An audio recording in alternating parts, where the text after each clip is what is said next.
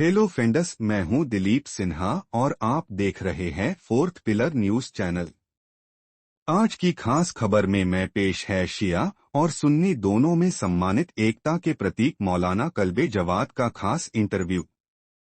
इस विशेष साक्षात्कार को पत्रकार मोहम्मद तारिक सलीम ने लिया है। धर्मगुरु मौलाना कल्बे जवाद का कहना है कि फिलिस्तीन पर अरब देशों की चुप्पी एक नैतिक और आध्यात्मिक पतन है। मेरा संदेश साफ है, इस्लाम जुल्म के खिलाफ खड़े होने का हुक्म देता है। ईरान यह कर्तव्य निभा रहा है। अब बाकी इस्लामी दुनिया को जागना होगा। उलेमाओं को बोलना होगा। उम्मत को सिर्फ नारों में नहीं बल्कि अमल में एक होना होगा। आयतुल्लाह खामेनेई आज हुसैन की रूहानी मशाल थामे खड़े हैं। उनका नेतृत्व इज्जत के काबिल है। अगर आज हम चुप रहे तो इतिहास हमें भी करबला के खामोश तमाशबीनों की तरह याद करेगा। एक दिन शायद मैं न रहूं, शायद ईरान भी न बचे, लेकिन मैं चाहता हूं कि इस्लाम जिंदा रहे। ईरान के सर्वोच्च नेता आयतुल्लाह अली खामेनेई के ये भावुक शब्द आत्मसंरक्षण नहीं बल्कि इस्लामी मूल्यों, सच्चाई, न्याय और प्रतिरोध के शाश्वत सिद्धांतों में जड़े जमाए हुए हैं। जब ये मूल्य राजनीतिक स्वार्थ के लिए कुचले जा रहे हैं, तब उनका यह संदेश पूरे मुस्लिम जगत के लिए अंतरात्मा की पुकार बनकर सामने आता है। भारत की सरजमीन से इसी जज्बे को गूंजा रहे हैं मौलाना कल्बे जवाद, एक निडर धर्मगुरु जिनकी आवाज अब जुल्म और दोहरापन के खिलाफ प्रतिरोध का प्रतीक बन गई है। अब वह सिर्फ एक फिरके के नेता नहीं बल्कि शिया और सुन्नी दोनों में सम्मानित एकता के प्रतीक बनकर उभर रहे हैं। मौलाना कल्बे जवाद और पत्रकार मोहम्मद तारिक सलीम के सवाल जवाब के कुछ विशेष अंश। मौलाना जवाद फिलिस्तीन में हो रहे नरसंहार, अरब हुकूमतों के धोखे और इसराइल के साथ बढ़ती नजदीकियों पर स्पष्ट और निर्भीक बात रखते हैं। उनकी बातें कूटनीतिक चुप्पियों को चीरती हैं, करबला की विरासत को याद दिलाती हैं और इस्लामी जगत में एकजुटता व सच्चे प्रतिरोध की पुकार करती हैं। प्रश्न: क्या आप मानते हैं कि अब फिलिस्तीन सिर्फ ईरान की जिम्मेदारी बन गया है जबकि बाकी इस्लामी दुनिया खामोश है? मौलाना कल्बे जवाद: बिल्कुल। अरब देशों की खामोशी चीख रही है। गजा में खून बह रहा है। 70,000 से ज्यादा औरतें और बच्चे मारे जा चुके हैं, लेकिन इस्लामी मुल्कों ने कुछ नहीं किया। ईरान अकेला खड़ा है क्योंकि वह साम्राज्यवादी दबाव के सामने झुकता नहीं, जबकि अरब शासक अमेरिका की मौजूदगी में जकड़े हुए हैं। उनके देशों में अमेरिकी फौजें भरी पड़ी हैं। अगर सऊदी अरब जरा सा भी हिले तो अमेरिका पलटवार कर देगा। ये हुक्मरान इस्लाम या इंसाफ की परवाह नहीं करते, उन्हें तो अपनी सल्तनत और ऐशो आराम बचाने की पड़ी है। उन्हें पता है कि इसराइल का अगला निशाना मक्का और मदीना है। ग्रेटर इसराइल की योजना में बसरा, इराक के कुछ हिस्से और इस्लामी पवित्र स्थल भी शामिल हैं। फिर भी ये चुप हैं, जबकि गजा मलबा बनता जा रहा है। ये शर्मनाक है। ये शासक इतने गुलाम बन चुके हैं कि एक ढंग की निंदा तक नहीं कर सकते, बहिष्कार की बात तो बहुत दूर है। प्रश्न: इस मसले में इस्लामी सहयोग संगठन ओआईसी की क्या भूमिका रही है? मौलाना कल्बे जवाद: ओआईसी तो एक निष्क्रिय संगठन है। ये हुक्मरानों की आज्ञापालक संस्था है जो अमेरिका की इजाजत के बिना कुछ नहीं कर सकती।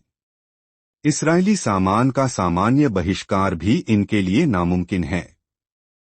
यह सिर्फ राजनीतिक नहीं बल्कि नैतिक और आध्यात्मिक पतन है।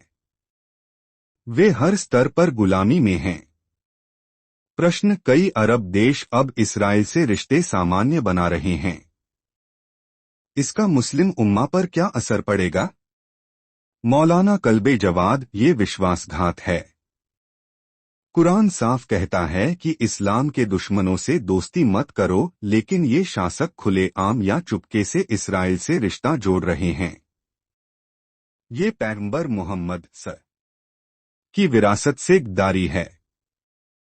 इन्होंने फिलिस्तीन, यमन, सीरिया, इराक जैसे जगहों को छोड़ दिया है जहां मुसलमान जुल्म के खिलाफ खून बहा रहे हैं, जबकि ईरान इन मजलूमों का साथ दे रहा है। आज शिया ही इस्राएली अत्याचारों के खिलाफ मोर्चे पर हैं और इन्हीं को बदनाम किया जाता है, वो भी उन्हीं लोगों द्वारा जो अपनी ईमानदारी और मूल्यों को बेच चुके हैं। प्रश्न: ईरान फिलिस्तीनी मुद्दे के प्रति इतना प्रतिबद्ध क्यों है? मौलाना कल्बे जवाद: क्योंकि ईरान की जड़ें इस्लामी मूल्यों में हैं। अपनी क्रांति के पहले दिन से ही उसने फिलिस्तीन को प्राथमिकता दी। इस्राएली दूतावास को बंद करके फिलिस्तीनी मिशन खोला गया, और वो भी फायदे के लिए नहीं, उसूल के लिए। ईरान हमेशा से मजलूमों के साथ खड़ा रहा है, फिलिस्तीन ही नहीं, लेबनान, सीरिया और दूसरे इलाकों में भी। यही असली नेतृत्व है। प्रश्न: क्या यह पूरी मुस्लिम दुनिया का संयुक्त प्रयास नहीं होना चाहिए? मौलाना कल्बे जवाद: होना चाहिए, लेकिन हकीकत यह है कि ज्यादातर मुस्लिम देश पश्चिमी दबाव में हैं। सिर्फ ईरान में हिम्मत है आवाज उठाने की। बाकियों की जुबान मीडिया और राजनीतिक दबाव ने बंद कर दी है। अंतर्राष्ट्रीय मीडिया कितना पक्षपाती है, ये सब जानते हैं।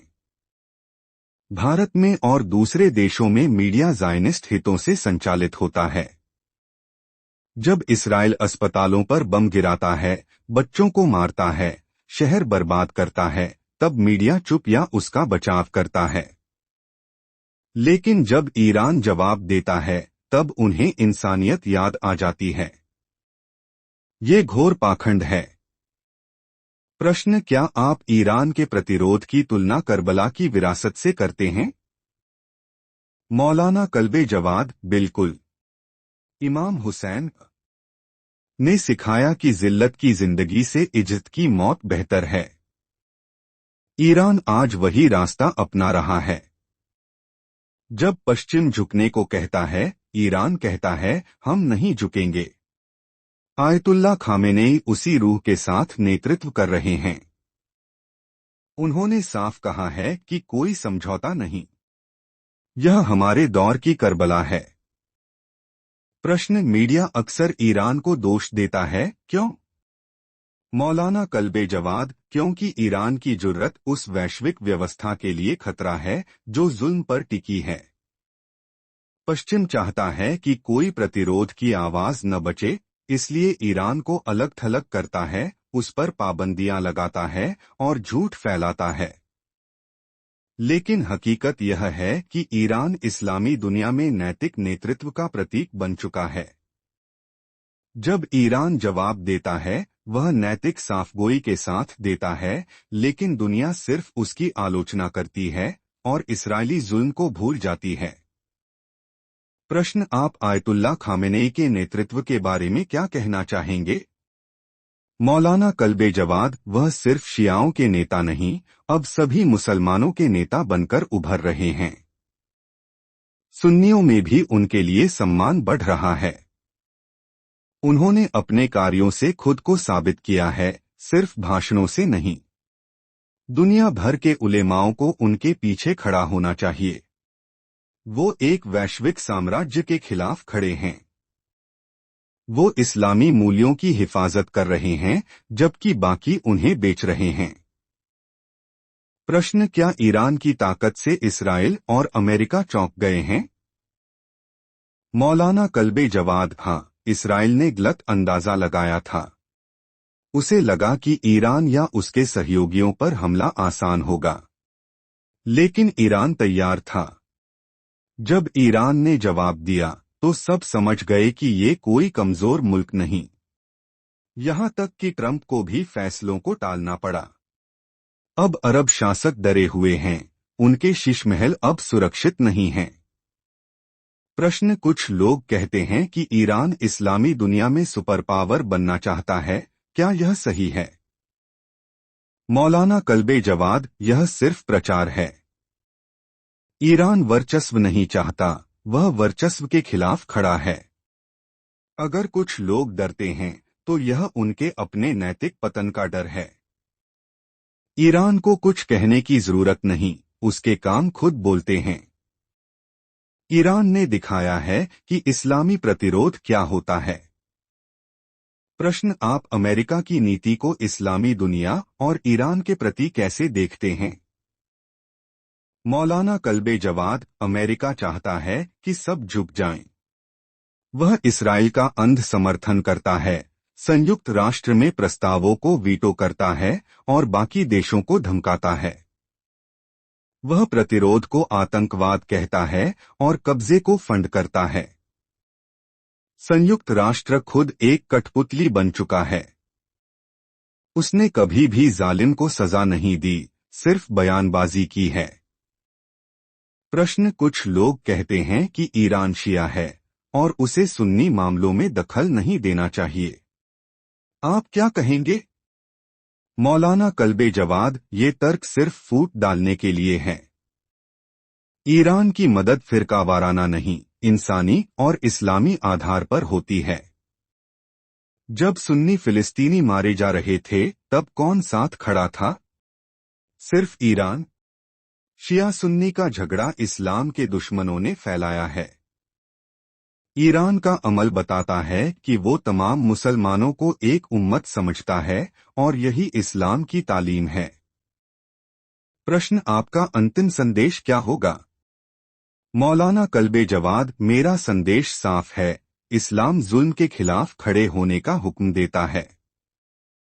ईरान यह कर्तव्य निभा रहा है। अब बाकी इस्लामी दुनिया को जागना होगा, उलेमाओं को बोलना होगा। उम्मत को सिर्फ नारों में नहीं बल्कि अमल में एक होना होगा। आयतुल्लाह खामेनेई आज हुसैन की रूहानी मशाल थामे खड़े हैं। उनका नेतृत्व इज्जत के काबिल है। अगर आज हम चुप रहे तो इतिहास हमें भी करबला के खामोश तमाशबीनों की तरह याद करेगा। क्योंकि वो हाफ मैड है जो वहाँ का सदर है ट्रम्प, हाफ मैड है वो। तो वो इसी तरह से दीवानी हरकतें कर रहा है वो, जिसकी वजह से पूरी दुनिया को जंग में ढकेल देगा।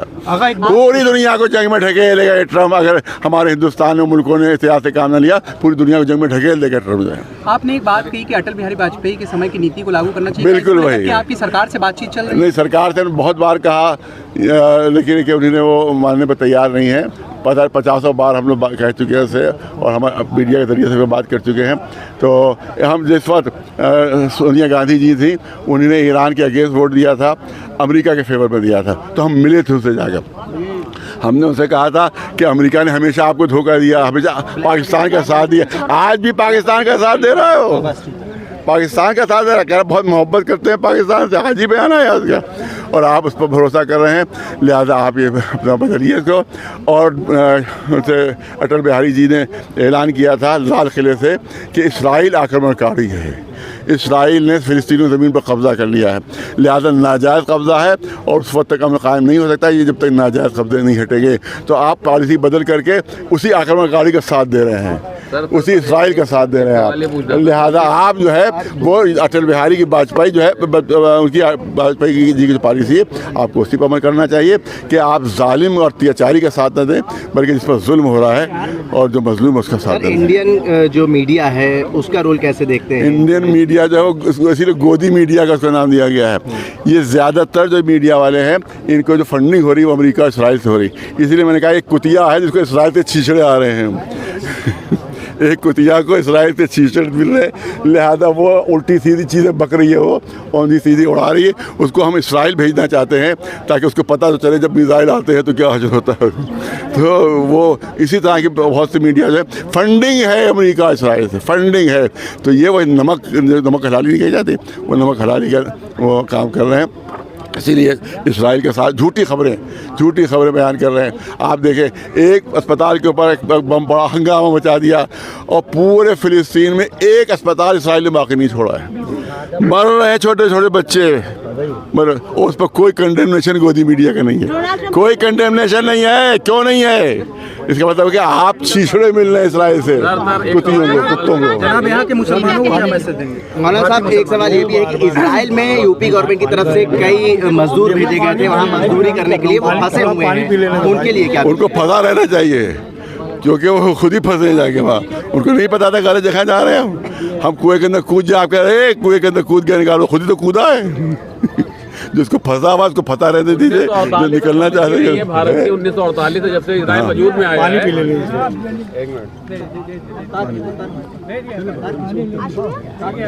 वो ईरान के खिलाफ, फिलिस्तीनियों के खिलाफ उनको भेजा गया है, ताकि जब वो उसको उनको फ्रंट पर भी भेज रहे हैं, वो धोखा दे के फ्रंट पर भेज रहे हैं।